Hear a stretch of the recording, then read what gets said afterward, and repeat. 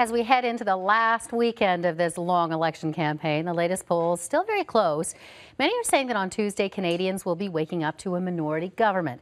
Here now with his take on what's to come is political science professor at the University of Toronto, Nelson Wiseman. Great to have you on the show. Good morning. Good morning. So a lot of people seem to think that they know, a lot of polls are indicating that maybe, minority, maybe liberal minority. Tell me about the options going forward if, let's take this case scenario, liberal minority after the election. Then what? Then the Prime Minister will see the Governor General the next day, and I'm fairly confident he would tender his resignation. And then the Governor General would consult with the leader, with Justin Trudeau, and ask him if he thinks he can form a government and get the confidence of the House. And I'm sure Trudeau will say yes, and the Governor General will say, okay, you're going to be the new Prime Minister. Then there will probably be a transition period for 2 or 3 weeks. Trudeau and Harper will talk immediately about when Trudeau wants to take over, because you've got to put a number of things into place, like getting your cabinet together and so on, and swearing them in.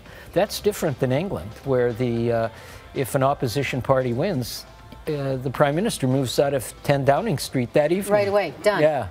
So tell me about the time frame. Let's say it's a Conservative minority. What's the time frame, ultimately that he could ask for in terms of extending?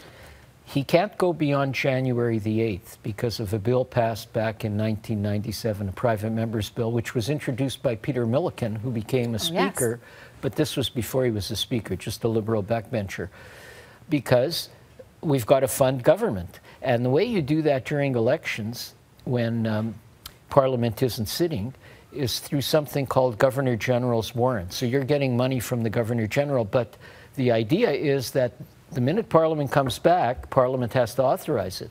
So it would be reasonable for Stephen Harper, if he had a minority, to say, look, I do need until January because I've lost a lot of cabinet ministers in the election. Some cabinet ministers didn't run. I've got to put a cabinet together. Needs that time. I've got to write a speech from the throne for you. I've got to start drafting some legislation. We're going to have Christmas. It's already October 20th. But on the other hand, he might be ready to go. Let's do it on November 15. It is interesting because this time, we have a Governor General who's pretty well versed in constitutional, issues. Yeah. And could make, a decision based on, whatever we had going on. Unlike the big controversy over the King Byng affair way back when. Tell me about minority government in Canada. People want stability. Minority government doesn't mean stability, but we sure had our fair of minority governments. Yes. In fact, I would say about half of our elections since the 60s have been minorities. The public likes minority governments after you've had long spells of majority government. Then when you get minority government for a while, then they want stable majority government. So the pendulum swings back and forth. The sentiment in this election is, it seems, the public would prefer a minority government. For a while. Yeah. And the history is that we're not going to have another election after this one for at least 18, 24 months. That's also the history. And we're not going to have a constitutional issue here.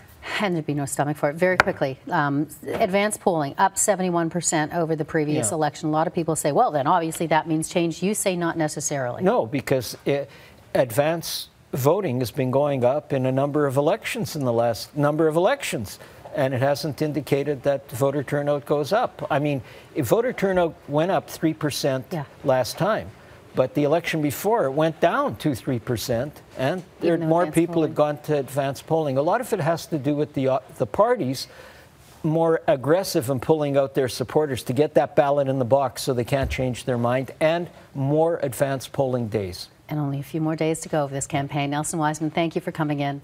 Thank you. Once again.